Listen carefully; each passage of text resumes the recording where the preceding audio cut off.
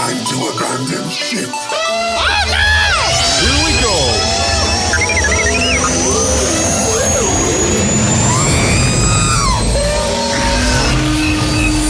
Can I persuade you to join us for a drink? It's a tradition. Here, here. Jar Jar, homie, my main man, quickly. Before the Separatists attack, get into the escape pod. Hey! This is escape, then we're the pod.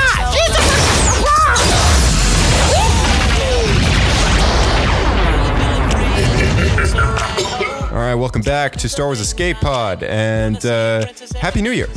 That's the whole point of this episode, actually, is just look forward ahead.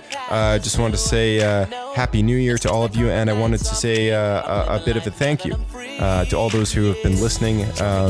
As you might know, or maybe you don't know, it's a zero-profit podcast. Zero money gets made out of this, and that was the intention from the start. The intention from the start was that this would be a bit of a hobby project. I said to my friend one day, one particular friend of mine who has been on the show once or twice, and I said to him, we talk Star Wars all day long. You know, it's a hobby of ours. It's what we like to do.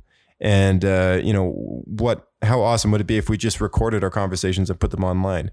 And that's kind of how this started going, brewing in our heads since 2015. And it wasn't until this past year that we actually got off the ground and started doing this whole thing. So, you know, thank you for listening, and thank you to all those who have been involved. We've had Ian from England, and we've had Dominic from the actor from The Mandalorian join us from California, and you know, to all those locally who have joined me right here in the recording booth just to talk about Star Wars and you know, speculate and discuss and whatever. It's been awesome. It's been super fun, and you know, it's a hobby that I think you know, as long as Star Wars fans go, once a Star Wars fan, always a Star Wars fan, and until the day you die. I mean, you know, we'll be talking Star Wars forever, and hopefully going forward, you know, being Star Wars the way it is. I mean, you know,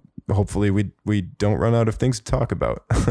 You know, thanks to Disney, and you know, the future of Star Wars is more or less secure in the sense of we're getting more content year by year. But looking forward to this year, that is a few things that I'm going to be talking about. Everything that's actually coming that I know of in 2020. You know, do not fear, even though we don't have a new movie this year, it is a bit of a breather year, something that the fan base needs, and something that I've actually been looking forward to. It's you know, even though it's a bit of a dry patch in terms of speculation on a film, we do have a lot of catching up to do in terms of things that we've had that have been released that we can still go back and talk about, because you know, that's just what Star Wars is. That's what keeps it alive. I mean, you know, Star Wars, if Star Wars fandom didn't talk Star Wars when a new movie wasn't coming out or what have you, you know, the fan base would have died a long time ago. There was quite a few years between the original trilogy and the Phantom Menace, and you know, people talked about Star Wars in that time. We had books, we had comics. It's those kind of fans that stay on top of it and chat Star Wars in the years that there's no films that do keep it alive. So, you know, here's to a year of that starting now. You know, starting 9 or 10 days ago now. So, yeah, let's get excited about what's around the corner. We have the remaining season of Star Wars Resistance. Star Wars Resistance is on its final and second season. We've already surpassed the halfway point, I believe, and we are moving on to episode 15. I believe it's coming out this Sunday, January 12th, every Sunday on Disney XD. There's going to be a total of 19 episodes, the last ones being a two-parter, episode 18 and 19. And then that'll be it. That'll be it for Star Wars Resistance. So the whole thing wraps up by the 22nd of January. And I wouldn't be surprised if it very shortly after ended up on Disney Plus. I believe the first season is available there right now. And speaking of Disney Plus, Despite the end of The Mandalorian as a season 1 wrapped up, we have season 2 to look forward to for this fall. That's going to be super exciting, but it's it's a long ways away. But in terms of Disney Plus, we do have the final season, or at least what's being referred to as the final season. It's more or less, a couple episodes. I want to say lengthwise, it might be half a season long.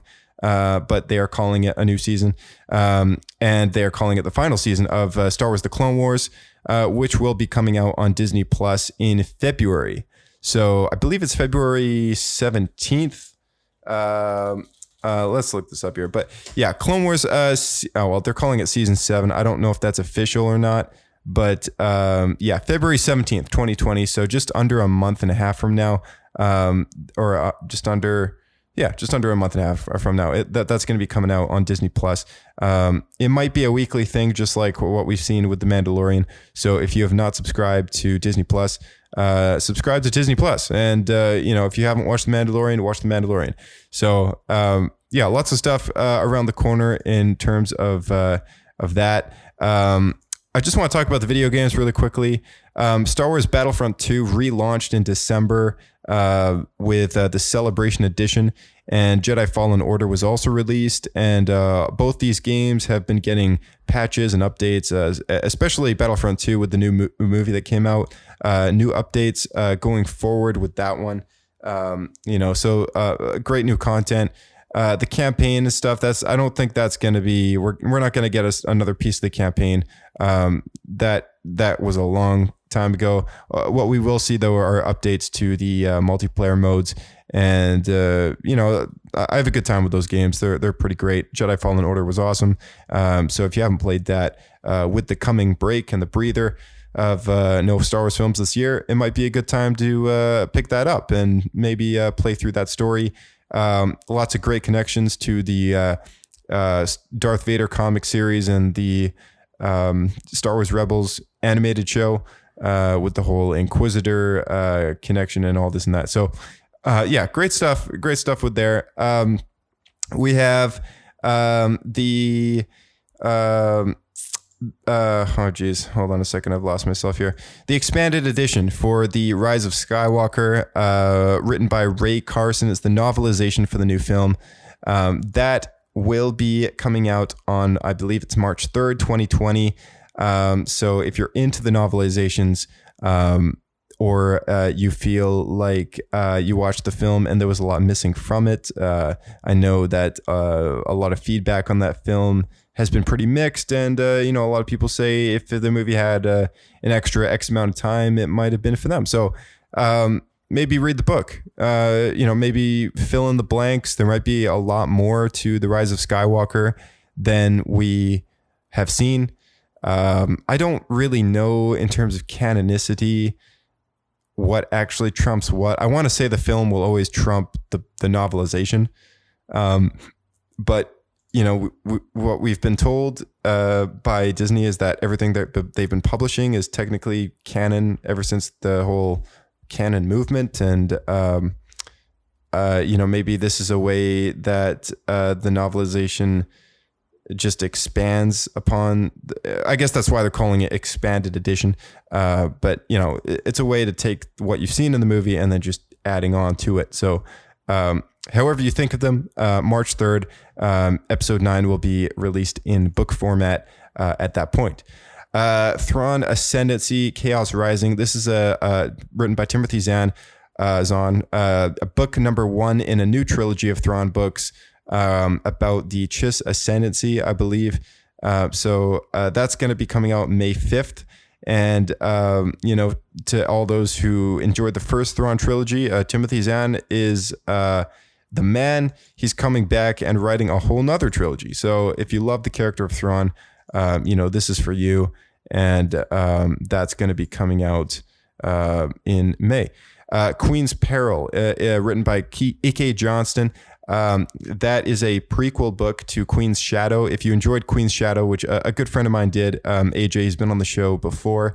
It's one of his favorite Star Wars books, from what I remember him telling me. That also comes out on May 5th. I believe that's what it says here online, at least.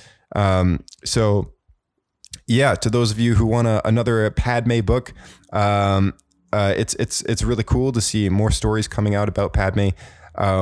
This being the second one, technically the third if you count the second Thrawn book, Alliances. It's such a complex, interesting character, such a strong female character in Star Wars that other than Leia, that I think a lot of people want to read more about, or just great stories. I've always enjoyed Padme as a character.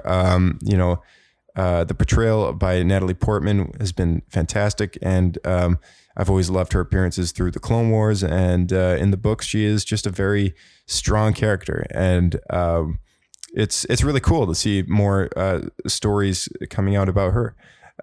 E.K. Johnston did write the Ahsoka novel a few years back, so we're going to be getting more of her work through this one. We do have a sequel to Alphabet Squadron called Shadowfall, written by Alexander Freed. This one comes out June 23rd. And the previous Alphabet Squadron novel was, I didn't actually read this. I know, bad me. But it was a crossover between Marvel and Del Rey, where they slotted in a few comic book pages in the middle of the book that crossed over with, I think it was TIE Fighter, one of the Marvel mini series that had come out this past year. So really cool book. We're going to be getting this. It'll be technically number 2 in what I assume will be a trilogy, if not a series. So yeah, we'll see what happens with that. We have a new Marvel Comics Star Wars ongoing series, which takes place after Episode 5. This is to replace the existing Star Wars Marvel run, which went for 12 volumes, I believe. But this, I think issue 1 is already out about this. I'm not entirely sure, but we'll be getting more of Luke and Leia and Lando and Chewie and 3PO and R2 in the Falcon, being chased by the Empire after Han goes into the Carbonite. So I don't know how long this will run, but expect more from the Star Wars comic lineup with number 1s coming out or have been out very soon.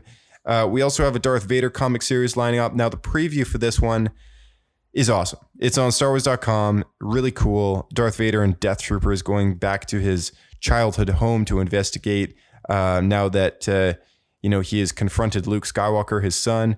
He's trying to uncover more about the kid.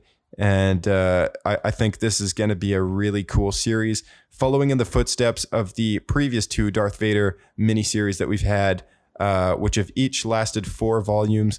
I think that's about 24 to 27 issues long if you do the weekly thing. But that's going to be really cool. Dr. Aphra, we get a new series for Dr. Aphra, number 1s. And I don't know what this one is about at all, but Dr. Aphra is continuing. We have a Star Wars Bounty Hunters Marvel lineup coming up from Marvel. I believe this is a miniseries, and if you like Bounty Hunter team-ups, this one's got Bosk and Boba on the cover, and a new character that I have not seen yet.